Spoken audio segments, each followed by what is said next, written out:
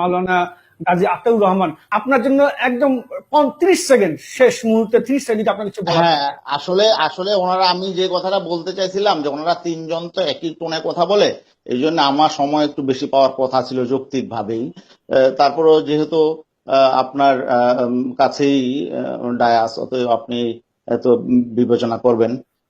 এখানে রুহিন হোসেন প্রিন্স ভাই যে কথাটা বলছেন যে যেহেতু পূজা করে না, দেখেন দুইটা, একটা হলো যে মূর্তি যদি পূজা করা হয় তাহলে কিন্তু শিরক হয়ে যায়, ঈমান চলে যায়।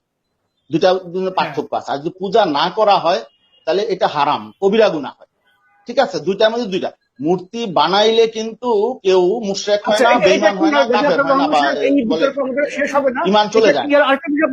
সহনশীলতার যে কথা বলা হচ্ছে সেই বিষয়ে না না, আমি আমি আমি আমি আমি এক কথায় শেষ করে দিই।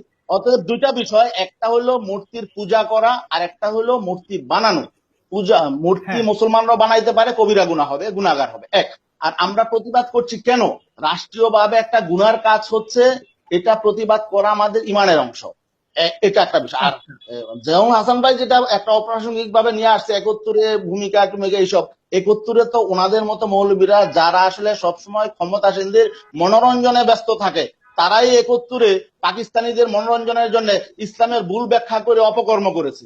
আজকে জিয়াউল হাসানরা যেমন আজকে এই সরকারের পক্ষ থেকে সরকারের মনোরঞ্জনের জন্য আজকে হারামকে হালাল করছে, 71-এ এরকম একটা শ্রেণী ছিল।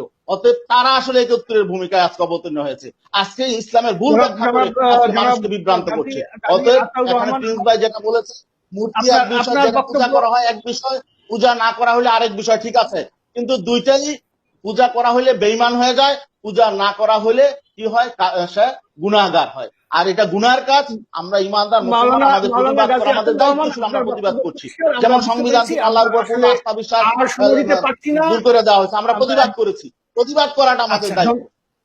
ধন্যবাদ, ধন্যবাদ। প্রিয় দর্শক, আপনারা দেখছেন সারা বাংলা ফোকাস। আমাদের আজকের আলোচনা বিশেষ করে ভাস্কর্য মূর্তি প্রতিভা এবং বাংলাদেশ আলোচনায় অংশ নিয়ে ইসলামী আন্দোলন বাংলাদেশের যুগ্ম মহাসচিব মাওলানা গাজী আতাউর রহমান সাহেব যেটা বলছেন যে ভাস্কর্য ও মূর্তি আসলে একই বিষয়, এবং এই ভাস্কর্য ও মূর্তি নির্মাণ করা বা এটা সাজানো একজন মুসলমানের জন্য কবিরা গুনাহ, এবং তারা ইমানের অংশ হিসেবে এর বিরোধিতা করছেন। অন্যদিকে আরেকজন ইসলামী স্কলার হাফেজ মাওলানা জিয়াউল হাসান ইসলামের বিভিন্ন হাদিসের উদ্ধৃতি দিয়ে এবং কোরআনের উদ্ধৃতি দিয়ে এবং ইসলামিক দেশগুলোর উদ্ধৃতি দিয়ে তিনি দেখিয়েছেন যে আসলে মূর্তি এবং ভাস্কর্য এক নয়, এবং ভাস্কর্য ইসলামে হালাল। আমরা দুজন ইসলামিক স্কলার থেকে দুই রকম ভিন্ন মত পেলাম। সঙ্গে যুক্ত ছিলেন, এখন যুক্ত আছেন জনাব রুহিন হোসেন প্রিন্স, সিপিবির সম্পাদক। তিনি যেটা বললেন যে আসলে আমাদের 71-এ আমাদের যে মুক্তিযুদ্ধের বাংলাদেশ, যে আমরা এখন যে দেশটি পেয়েছি, যার কারণে পেয়েছি, তার একটু সম্মান দেখানো বা সহনশীলতা বা আমাদের সামাজিক সম্মিলন ঘটানোর যে প্রয়াস, সেই প্রয়াসের মধ্যে ধর্মকে আসলে টেনে আনা মোটেই যুক্ত না।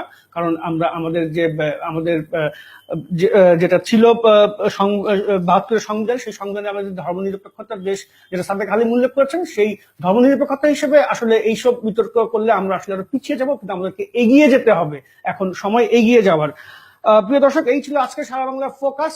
ধন্যবাদ জানাচ্ছি অধ্যাপক ডক্টর সাদেক হালিমকে, ধন্যবাদ জানাচ্ছি রুহিন হোসেন প্রিন্সকে, ধন্যবাদ জানাচ্ছি হাফেজ মাওলানা জিয়াউল হাসানকে, ধন্যবাদ জানাচ্ছি মাওলানা গাজী আতাউর রহমানকে, এবং এতক্ষণ আমাদের সঙ্গে থাকার জন্য প্রিয় দর্শক সহ আপনাদের সবাইকে ধন্যবাদ।